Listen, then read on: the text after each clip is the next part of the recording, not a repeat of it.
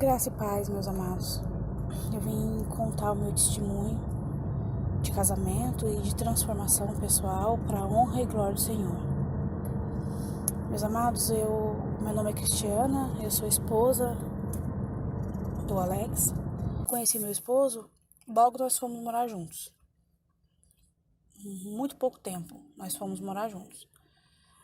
E ele tinha um vício de bebida muito grande, que eu fui vendo com o tempo, e com o tempo também muitas mentiras, muitas mentiras, muitas brechas com mulheres, e isso foi me deixando insegura, mais do que eu já era. Eu sempre fui uma pessoa ciumenta e desconfiada, e isso me deixou muito insegura. Passou pouco tempo, começaram as brigas.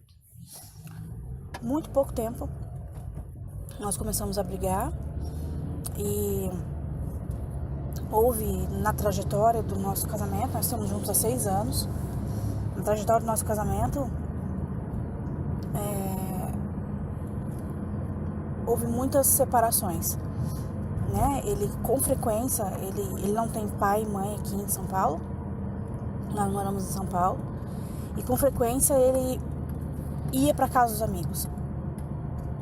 E na casa dos amigos eram festas, bebidas e tudo. No começo eu chorava muito, eu ia atrás, eu ligava. E depois eu comecei a não fazer isso mais. Mas sofria muito, eu sofri muito. Até que um tempo, há 3 anos atrás, eu descobri que estava grávida. Foi uma gravidez bem turbulenta. Nós nos separamos nessa gravidez também, ficamos 15 dias, 20 dias separados. E ele nas festas, e bebendo muito, e mentindo muito. E meu filho nasceu, foi tudo bem. Quando meu filho estava com 2 dias em casa, no primeiro dia do meu filho em casa, então com 3 dias, o meu esposo saiu do trabalho e foi lá para casa dos amigos e passou a noite fora. Eu fiquei muito nervosa, muito, né? Eu senti dor. E no dia seguinte, o meu filho amanheceu estranho, muito estranho. Ele apresentou um desconforto respiratório bem importante e eu levei ele para o hospital. Ele estava com 4 dias de vida e ele internou por uma infecção generalizada. Consequentemente, provavelmente, foi no nascimento, na internação, né, no parto. Ele ficou internado na UTI, entubado, por 21 dias. Durante esses 21 dias, eu não saí do lado dele e eu senti muita saudade da minha filha, que na época tinha 5 anos. E fiquei longe dela, foi a primeira vez que eu havia ficado longe dela. E neste momento, o meu esposo, no leito ali do meu filho, ele renunciou, orou a Deus e disse que se Deus desse uma chance e salvasse a vida do filho dele, ele renunciava a tudo. Pois bem, meu filho saiu 21 dias do hospital, precisou ainda de fisioterapia respiratória. Com frequência ele fazia broncoespasmo e virava o tempo, ele ficava muito ruim. Depois disso houve mais 2 internações. Para a honra e glória do Senhor, ele foi melhorando com o passar dos anos. Deus preparou para a gente bons profissionais que nos orientaram e nos ajudaram a contornar situações de crise. E meu esposo voltou para Cristo, logo em seguida da alta. Era uma igreja bem pertinho da casa da minha mãe, onde nós morávamos na época, nós morávamos em cima da casa da minha mãe. Minto. Neste meio tempo, antes de eu descobrir que estava grávida, nós havíamos mudado para uma outra casa, mas ainda era perto da igreja. E ele retornou para Cristo e sempre foi trabalhador na obra, né? Sempre evangelizou, e ele voltou com essa empolgação toda de trabalhar. E o pastor da nossa igreja na época, a obra era carente, então já abraçou, né, nossa família, e ele começou a trabalhar na obra. Como eu não tinha esse entendimento, irmãos, eu briguei, né? Eu brigava, eu implicava, porque eu achava que ele estava querendo desaparecer. Eu não entendia que era importante trabalhar na obra, né? Eu só frequentava os cultos, eu não trabalhava na obra, eu não tinha esse entendimento, nem batizada eu era. Então nós brigamos muito. Eu me recordo que os cultos eram de terça, de quinta e de domingo. E ele tava lá, né, religiosamente, toda terça, toda quinta, todo domingo. E eu brigando, porque a vida era só a igreja agora, e não sei o quê. E briguei muito. Com o passar do tempo, as brigas começaram a ficar sérias. E houve agressões, muitas agressões verbais, físicas. As crianças, acredito que não viam, mas ouviam. E no dia seguinte, viam, né? Braço roxo, marcas roxas. Eu tenho muita vergonha de contar isso. Bom, e aí, um belo dia, numa discussão, ele foi embora de casa. Isso foi em 2018, em junho de 2018. E nessa ocasião, nós ficamos 3 meses separados. Foi quando eu descobri, quando eu coloquei no Google, como esquecer alguém. E aí apareceram relatos de testemunho de casamento, na época do presbítero Walter e depois da Ágata. E aí eu conheci o que era o Ministério de Restauração de Casamentos. Então comecei a orar. Orei, orava nas madrugadas, fazia uns propósitos, mas não era de coração. Eu lembro que eu tinha uma amiga que era espírita e ela sempre me falava coisas, e eu sempre ouvia. Então, a minha entrega não foi de verdade. Eu ficava vendo coisas que ele fazia através do Facebook. Nisso ele mudou o telefone, ele fez uma conta de Facebook diferente. Isso me matou na unha. Eu chorava muito. Este deserto durou 3 meses. Nós voltamos e eu não gravei um testemunho na época. Não gravei. Nós ficamos bem, nós não éramos casados no cartório. E aí depois que nós voltamos, nós nos casamos no cartório, né? Foi ele que disse que queria casar. Nós ficamos 2 anos bem. Ele, logo quando a gente voltou, o telefone dele tocou e era uma menina cobrando porque ele tinha voltado comigo, e ele disse que nunca ficou com essa pessoa, e eu nunca acreditei. O que não me fazia acreditar era porque uma pessoa ligaria cobrando uma coisa que nunca pertenceu a ela, né? Mas em vez de eu orar a Deus e buscar a Deus e continuar buscando, não. Eu parei de orar. E com o tempo, nós ficamos 2 anos juntos, muito bem, né? 1 ano e meio, muito bem. E com pouco, as brigas começaram novamente. A velha Cristiana retornou com desconfiança, impondo coisas, rixosa. Outra coisa era, eu gostava muito de lavar roupa, mas os demais afazeres de casa eram um fardo para mim. Eu trabalhava todos os dias, todos os dias. Eu tenho 2 folgas no mês, mas eu chegava em casa e eu tinha muita preguiça e falta de interesse em cozinhar. Então, ele chegava em casa cansado e não tinha nada, né? E muitas vezes eu me via sem paciência com os meus filhos. Eu não gritava com eles, não batia, mas eu não tinha interesse nas coisas deles, né? Na fala, na brincadeira. Eu sempre estava muito cansada, sempre estava muito consumida. A sensação que eu tinha era essa. Com o passar dos dias, eu me olhava no espelho e eu não me enxergava mais como uma mulher alegre, uma mulher... Era diferente, por exemplo, quando eu olhava uma mulher de Deus, uma mulher que edifica a sua casa, sabe? Uma mulher segundo o coração de Deus, na rua, nos lugares onde eu frequentava. E quando eu me olhava no espelho, eu não me enxergava essa mulher. Eu enxergava uma mulher que tinha sido corrompida de algum modo, e eu era uma pessoa cinza, o meu olhar era triste.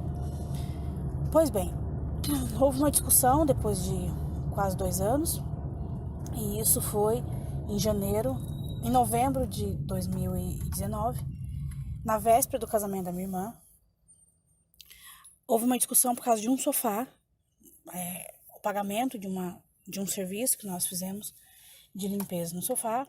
Uma discussão, não foi nem uma briga, foi uma discussão. No dia seguinte, meu esposo saiu para trabalhar e não voltou mais. Voltou novamente para casa dos amigos. Essa era uma prática que ele, no começo do nosso relacionamento, ele sempre fazia. Como eu já havia passado por um deserto, eu lembro que eu mandei uma mensagem dizendo que não era para ele dormir fora, porque ele era um homem casado e ele nem me respondeu. Então eu não fui atrás, eu deixei ele ir, só que eu não orei. Eu não me posicionei diante de Deus, eu não busquei. Eu tive uma sensação de liberdade, assim, já que ele quer viver na bagunça, eu também vou viver na bagunça.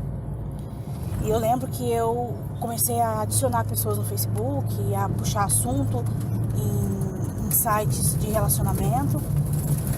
Eu fui piorando mais ainda as coisas. Bom, ele ficou 20 dias fora de casa, sem mandar mensagem, sem ligar, sem nada. Da outra vez que nós ficamos separados, ele via meu filho uma vez no mês. E dessa vez ele não ligou, não mandou mensagem, nada. De um dia pro outro, um dia depois do aniversário dele, em dezembro, ele voltou para casa. Não estava arrependido, o que ele tinha era um remorso. Pediu desculpas e voltou. Aí nós passamos o Natal e o Ano Novo juntos, mas não era a mesma coisa. O celular dele vivia escondido, tinha algumas pessoas bloqueadas. Tinha um perfil ali. Minto, ele não tinha feito um perfil de Facebook, não. Ele tinha trocado o número do celular, então tinha um número de celular novo, tinha algumas pessoas bloqueadas já nesse número. Então em 20 dias muita coisa aconteceu. Ele disse que não ficou com ninguém, mas foi muito difícil acreditar nisso. E como não houve transformação, né? Não houve entendimento, não houve aprendizado nenhum nesse tempo. E logo ele voltou, na mesma semana nós discutimos e continuamos discutindo e as brigas foram feias.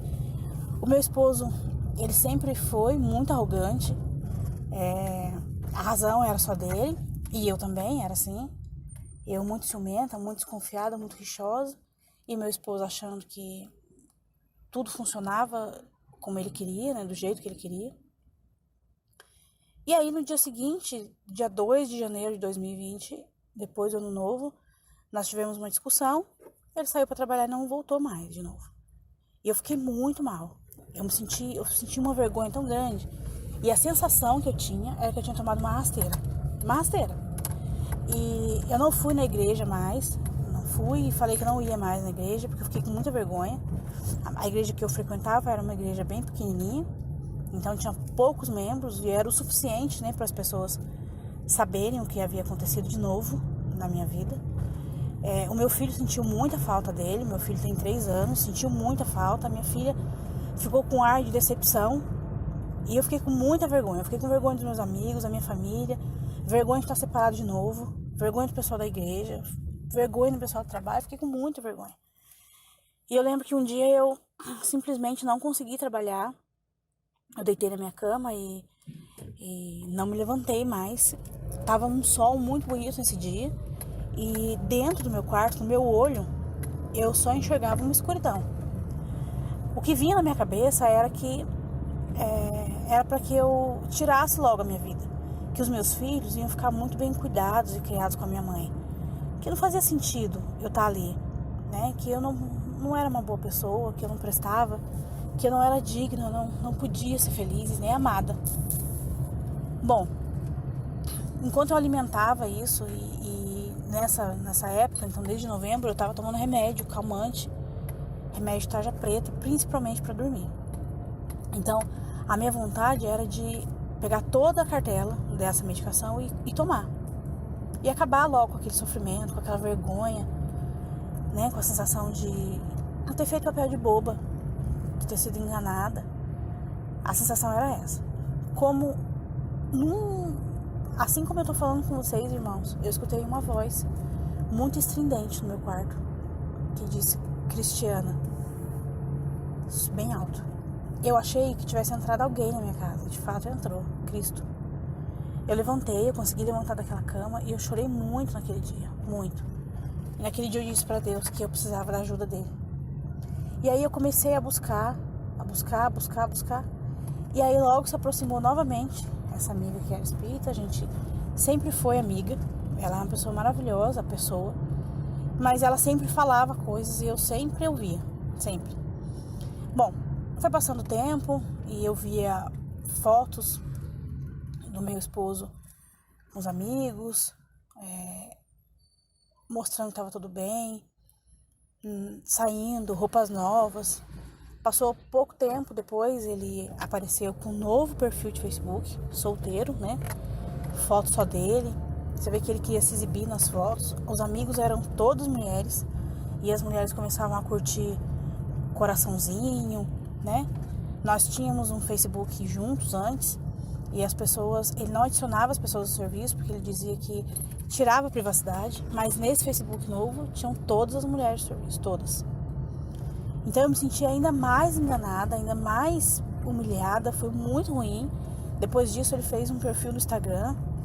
E ele nem vinha visitar o nosso filho e não mandava nem mensagem, mas eu sofri muito, irmãos, muito. O deserto todo durou 9 meses e eu sofri muito. E aí eu comecei a buscar pela restauração, comecei a orar, orei muito por mim. Primeiro comecei a orar e disse para Deus que eu reconhecia que estava errado essa questão de ouvir, né, outras crenças. E falei para Deus me libertar disso. Disse para Deus me libertar dos meus pecados, da ira, da desconfiança e dos ciúmes. Coloquei tudo no altar do Senhor. Tudo. E eu comecei a ler a Bíblia todos os dias. E comecei a ler outros livros que me ajudaram muito. Um deles foi a Autoridade do Crente. E na Autoridade do Crente eu aprendi a me revestir com armadura. Eu vi outros propósitos de oração na Bíblia e comecei a orar em cima da palavra. Irmãos, eu orei muito. Eu orei sobre a armadura, eu orei Oséias. Eu fui lendo outros livros. Tem um livro que me ajudou muito, que foi A Sabedoria de Deus na Vida de uma Mulher. E ele falava muito que a mulher não pode comer o pão da preguiça. Ele não é voltado ao relacionamento, ele é voltado à mulher sábia que edifica a sua casa. E eu aprendi muito e fui falando com Deus que eu precisava edificar a minha casa independente de estar com meu esposo ou não. Mas eu precisava sentir que o Espírito Santo habitava lá na minha casa. E eu fui orando todos os dias. Eu ungia a minha casa, eu ungia as roupas do meu esposo. Houve um tempo em que eu não sabia mais nada dele. Eu conheci uma pastora, amiga minha, que hoje ela é uma amiga minha, mas foi assim, as janelas da minha casa estavam muito sujas, muito. E eu disse para Deus assim, Deus, me ajuda porque eu percebi que as pessoas, elas entregavam tudo pro Senhor. E graças a Deus eu trabalho perto de pessoas que são de Deus, são pessoas usadas. E então, observando ela, eu percebi que elas entregavam tudo ao Senhor. Inclusive a compra de um lápis. E eu disse para Deus assim um dia, Senhor, me ajuda a encontrar alguém que me ajude a limpar essa casa. Minha casa estava muito suja. E aí, nesse dia, aí eu disse assim, eu quero abençoar alguém e que essa pessoa me abençoe também. E aí, nesse dia, uma conhecida do trabalho mandou uma mensagem e disse assim, Cris, tem uma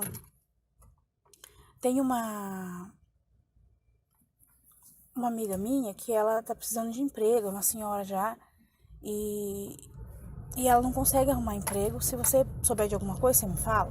E eu respondi, falo, mas não perguntei no que essa senhora trabalhava. E aí, ela passou acho que uma semana, ela me mandou, eu falei pra Deus de novo, Deus, me ajuda a encontrar alguém pra me ajudar com essa limpeza dessas janelas. Minha janela tava russa, cinza, de tanto sujeira. Aí, eu disse assim, isso de novo, e aí em seguida chegou a mensagem dela, disse assim, olha, aqui tá o telefone dessa minha amiga. Ela trabalha de faxina. Aí eu falei, Deus, será? Falei, Senhor, se for do Senhor, Pai, eu vou mandar uma mensagem para ela. E nós começamos a conversar. E de repente, ela começou a dizer coisas da minha vida. Ela é pastora. E ela começou a dizer coisas da minha vida que só quem sabia era Deus. Por exemplo, o teor das brigas que nós tínhamos e o que eu falava nessas brigas. Eu mandava meu esposo embora. Eu xingava ele, eu humilhava ele. Eu pegava as roupas do guarda-roupa e jogava fora. Várias vezes ele dizia para eu falar baixo por causa dos vizinhos, e aí que eu aumentava o tom de voz. E ela me disse tudo isso, mas ela disse no dia que ela foi em casa. Nós marcamos dela ir limpar a casa, e aí quando ela chegou lá, Nós conversamos muito e ela começou a dizer tudo que Deus estava usando ela para entregar. E na hora eu fui tomada por um arrependimento tão grande, eu fiquei com uma vergonha. E aí eu comecei a orar a Deus e reconhecendo os meus erros, reconheci minha derrota.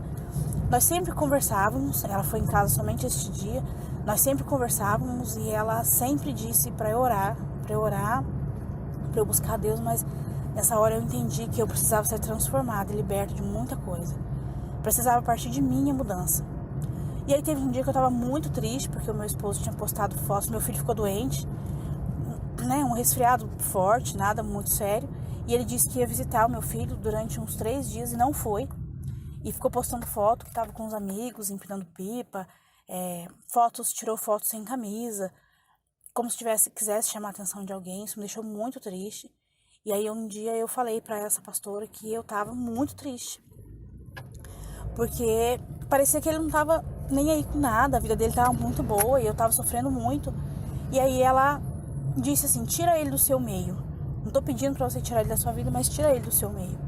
E aí eu bloqueei ele no WhatsApp e chorei muito esse dia. Eu falei pra Deus, agora acabou. Agora já era, agora acabou.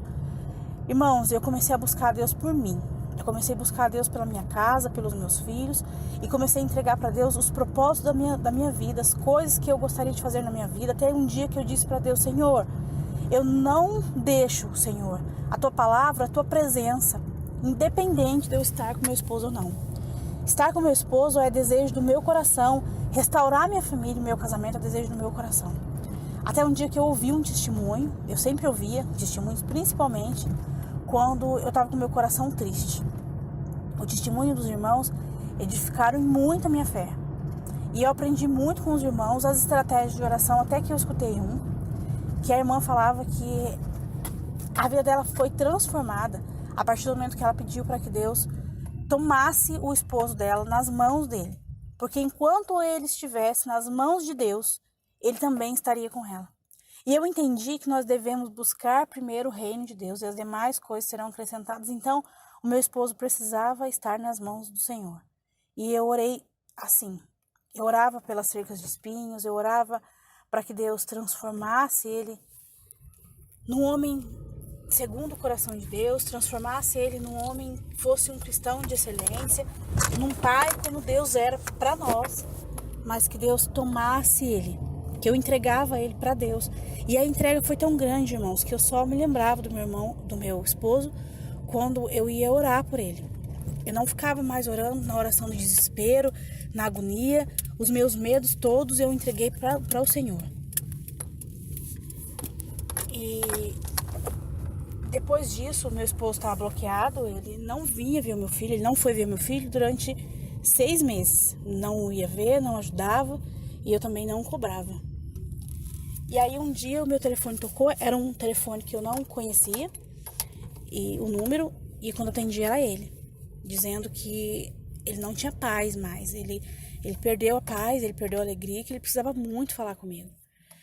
E aí nós conversamos, ele foi em casa, nesse dia nós conversamos, e eu não senti que ainda era a hora. Eu sentia lá no fundo uma vaidade no coração dele, é como se ele fosse sondar se eu ainda o amava. E eu me recordo que ele levantou do sofá e veio me dar um beijo, e eu disse para ele que não. O tempo todo eu falei com muito amor e com muita serenidade em Cristo. Mas ele veio me beijar e eu disse para ele que não, que era para ele parar com isso. E ele disse, depois, o semblante dele caiu na hora, ele se decepcionou muito. E ele disse mas ele não olhou para mim, mas ele disse que ele não gostaria que o nosso casamento acabasse dessa forma. E eu disse para ele que eu só voltaria com ele se Jesus, se Deus falasse comigo. Se não, nós viveríamos a vida dessa forma. Irmãos, nunca que eu falaria isso na minha vida. Naquele dia ele foi embora e eu me senti muito em paz, muito em paz. E depois disso nós ficamos 1 mês sem se falar, ele ainda continuou bloqueado. Nós ficamos 1 mês sem se falar e sem se ver, e muitas vezes eu fiquei com o coração agoniado, uma agonia, com vontade de chorar, e achei que fosse o fim mesmo, que estava perto do fim, já era. E aí, depois disso, o telefone tocou novamente, era um outro telefone, que eu não conhecia, e ele disse que ele ia lutar por nós. E eu disse que tudo bem, mas não falei mais nada. Meu filho, ele, com 3 meses, né, de separação, ele não perguntou mais do meu esposo. E teve um dia que eu tava em casa, meu filho chegou e falou assim: Mamãe, você me empresta o seu celular? Aí eu disse: Não, filho, meu celular vai carregar. Joga no seu. Ele queria jogar um joguinho. Aí ele disse: Não, mamãe, liga pro meu pai, por favor. Eu tô com saudade. Quando meu filho falou isso, partiu meu coração. Aí eu falei: Mamãe, não queria ligar.